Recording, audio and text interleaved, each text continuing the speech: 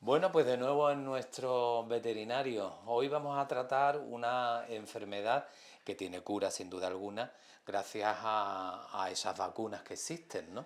Y que Buenas tenemos tardes, que pues mira, estar muy pendientes de ellas. Juan Jesús. sí, bueno, es una enfermedad, evidentemente, como siguiendo la línea de hablando de ciertas enfermedades que afectan a nuestras mascotas, sobre todo a nuestros perros, también a nuestros gatos, no dejemos, También. sí, hay estudios de compañeros que han enfocado el estudio en la población felina y han estado haciendo pruebas y parece ser, se da con menos frecuencia, lo diagnosticamos mucho menos, yo al menos lo diagnostico muy poquísimo y mis compañeros igual, en gatos también se puede dar. Y estamos hablando de la leishmaniosis canina. Ajá. O la Que leishmaniosis. ahora sería ya felina también. También ha habido casos si indagamos, si investigamos, si se hacen estudios, también pueden verse afectados. La importancia de la leishmaniosis felina, bueno, la leishmaniosis canina o leishmaniosis, el término como tal, leishmania, es un parásito, es decir, es una enfermedad Parasitaria. parasitaria, contagiosa, que nos afecta al ser humano y de gran importancia también en la población humana. ¿Por qué? Porque es una enfermedad, un parásito, que nos puede también parasitar a nosotros. Así. La parasitación va a ser siempre por medio de un vector. Un vector es un agente intermedio, que es el que porta una fase del parásito y nos lo inocula por una picadura. Y Mosquito. hablamos del mosquito. Hemos puesto este cuadro para que podamos también distraer la mirada en ellos, no estamos tan vistos nosotros, pero que viene a colación de que tenemos el flebotomo, de todos los ectoparásitos que nos pueden afectar a nuestras mascotas, desde las pulgas, mosquitos, garrapatas, las sarnas y demás, tenemos uno que es el flebotomo. Pues bien, pues este flebotomo es el causante de la transmisión de esa enfermedad que tiene tanta importancia por el hecho de que es una zoonosis, ¿de acuerdo? Entonces, ¿qué es lo que ocurre? Pues que ese mosquito ejerce un papel muy importante en la transmisión de esta enfermedad. Y puede venir bien a colación ahora, en esta fecha, en las que ya estamos dejando el tiempo o las temperaturas cálidas, en donde nuestra mascota durante los meses de primavera, inicio de verano, ahora finales de verano, inicio de otoño, pues ¿qué ocurre? Que ha podido estar expuesto al contagio de esta enfermedad. Porque los perros que salen a zonas donde hay mucha vegetación, humedad, Estanque. en las zonas periurbanas o en zonas donde hay una gran existencia de estos mosquitos, pues el hecho de que pueda haber perros con la enfermedad, puede ocurrir ese salto de transmisión. Y es ahora cuando probablemente en los próximos meses, esas mascotas que han sido inoculadas con el parásito, en los próximos meses, en torno a mejor enero, febrero, marzo, es muy oportuno hacer esas campañas de detección, de diagnóstico de esta enfermedad. Porque el ciclo biológico del parásito en el cuerpo del animal va puede ir de una forma más lenta, más rápida, a iniciar la sintomatología, que ahora hablaremos, diremos 4 pinceladas, va a depender mucho también del sistema inmunitario del hospedador definitivo, en este caso nuestro perro, nuestro gato o la persona, que también le afecta. ¿Cómo se manifiesta y en todos igual? Efectivamente, no se manifiestan todos igual, hay varios tipos de leishmaniosis en función del patógeno. De nuestra zona geográfica, la leishmania que participa es la leishmania infantum, que se llama, y es la que mayor prevalencia tiene en esta zona. Sin embargo, si nos vamos a otros países, por ejemplo en Sudamérica, hay otros tipos de leishmanias que dan una presentación más variada. Puede ser una presentación cutánea, visceral, que afecta a órganos, o bien a piel. La infantum aquí en nuestra zona, se puede decir en Europa, en toda la cuenca mediterránea, que es una zona bastante endémica, donde la leishmania existe, está presente, y vamos a notar pues, que nuestro perro empieza a tener ciertos problemas de piel.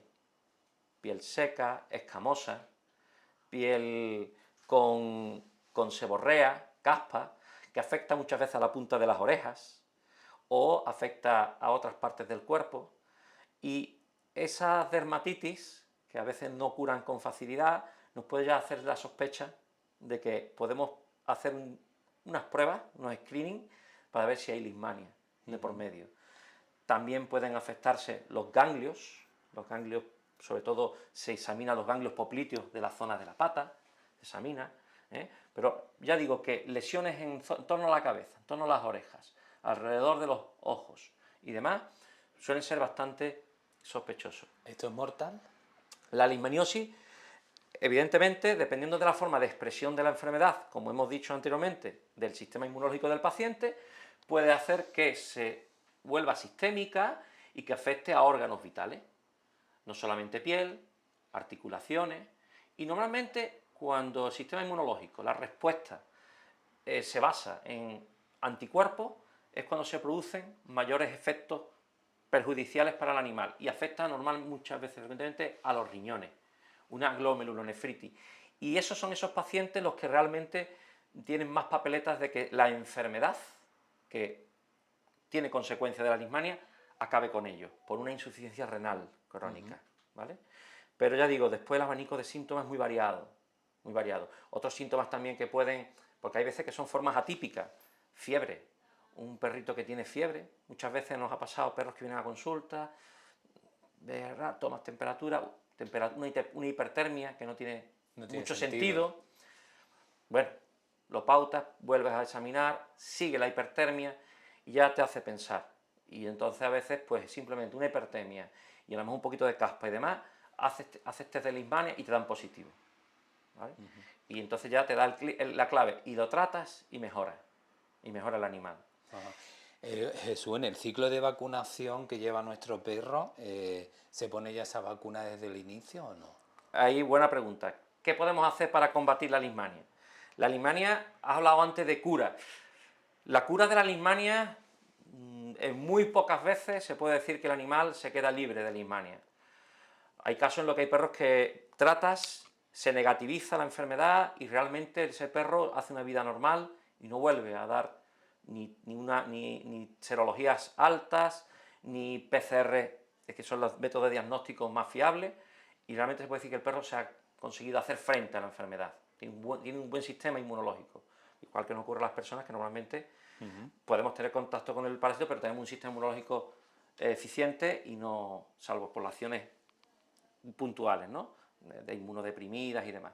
Pero a lo que estábamos hablando de tratamiento, ¿vale? Como tratamiento tenemos que emplear sí o sí tratamiento de forma obligatoria, además son de enfermedades de declaración obligatoria, que es obligado a tratar, porque si no tratamos, ese animal va a quedar como un reservorio de la enfermedad para otros animales, para personas, para otros hospedadores, y entonces el tratamiento se basa en tratamiento farmacológico, pero es verdad que también tenemos herramientas preventivas, y estamos hablando de que muy importante el uso de repelentes del mosquito, que ya hemos hablado en otras ocasiones para los otros ectoparásitos como hemos visto, pues es muy importante hacer uso de repelentes de esos mosquitos, ¿de acuerdo?, en forma de collares, en forma de pipetas.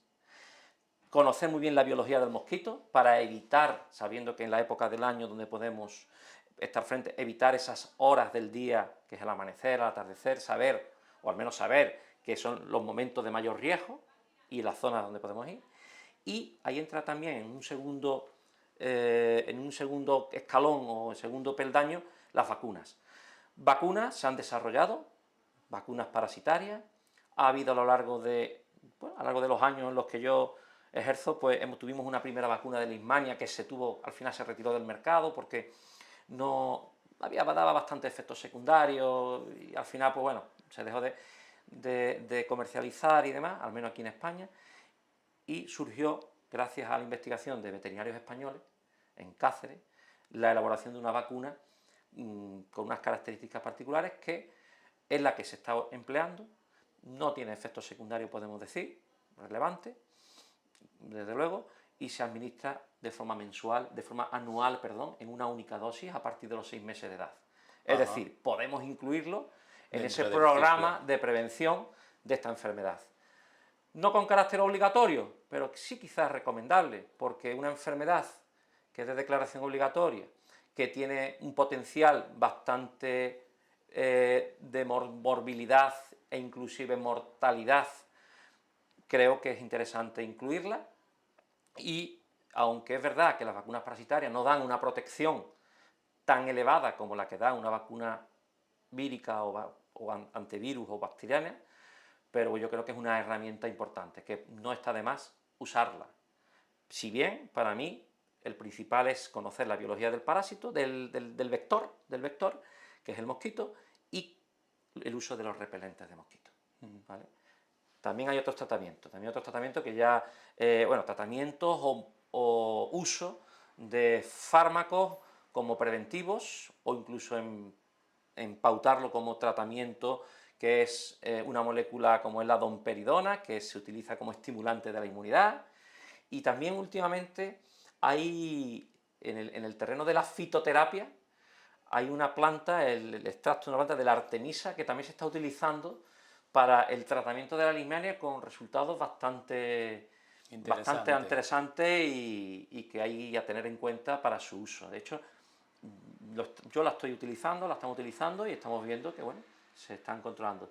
Pero es verdad que después hay otras drogas que son las clásicas, como es el antimoniato de hemoglobina, que es verdad que yo creo que cuando tenemos casos muy rebeldes de leishmania, para mí creo que el que mejor resultado dar es ese, el uso de este tratamiento inyectable.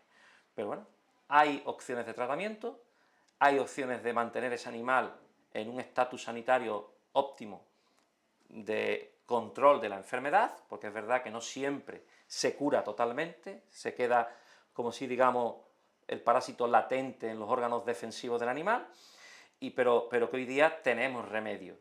Lo que hay que intentar es que no tenga ese contacto con el parásito a través de la picadura del mosquito, que a veces no siempre es posible, y la suerte de que nuestro animal sea un animal que sea inmunocompetente para evitar que esa enfermedad se desarrolle en su faceta más grave, que puede ser afectación de órganos importantes. Estamos hablando de lo más importante, como pasa en todas las enfermedades, que es la prevención. Prevención, fundamentalmente siempre. Hemos hablado de parásitos internos, de parásitos externos como son las pulgas, las garrapatas que transmiten esas enfermedades que ya hemos hablado, mosquitos que transmiten la filaria. Pues ahora la leishmaniosis siempre hay que recordarla porque está ahí y porque vivimos en una zona que es endémica, toda la cuenca mediterránea, ¿vale? Por el calor, sobre todo, también. Sí, se dan las condiciones ambientales ideales para que el mosquito viva y de hecho ya están ocurriendo que enfermedades que se van trasladando geográficamente a otras latitudes por el avance de esa climatología. De hecho es curioso, perros que mandamos a países del norte, en donde ya, además de, a veces se exportan no intencionadamente, porque es verdad que es una enfermedad que muchas veces se está presente en perros que clínicamente están bien y sin embargo tienen la presencia del parásito, pero que en cualquier momento, por una situación de estrés, de inmunodeficiencia, inmunodepresión, se expresa el parásito y el parásito da la cara. Y a lo mejor tenemos pues, a veces consultas de perros que han ido a otros países, como por ejemplo Irlanda o países del norte, que era desconocida para quizá los veterinarios de la zona, pero que ya se están empezando a familiarizar porque ya están, por causa de esos movimientos migratorios de mascotas, están empezando a tener que enfrentarse a esas enfermedades y adaptándose los protocolos de tratamiento y familiarizándose en definitiva con la enfermedad. Por lo tanto, tenerla presente. Prevención.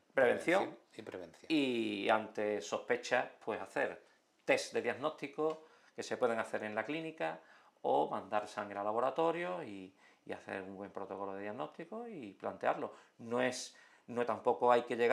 Tampoco hay que, como yo digo, crear la alarma de que ya la mascota no podemos hacer nada, porque sí se pueden hacer cosas, pero es verdad que debemos de tratarla, porque si no la tratamos, lógicamente ese animal supone un riesgo para el colectivo y además Para nosotros mismos. Para nosotros mismos y para él mismo, porque es un problema de salud pública, y para el propio animal, que seguramente la enfermedad al final avanzará. Bien en la forma cutánea, bien en la forma visceral, lesiones articulares y demás. ¿De acuerdo? Pues nada, Así. volvemos la semana que viene. Sí, esperemos que después de todas estas peroratas de Leishmania, pero bueno, que quede claro. Porque al fin y al cabo aquí lo que estamos es de divulgar y de demandar información que sea de interés para nuestras mascotas y para nosotros. Exactamente. Hasta la semana que viene. Muy bien.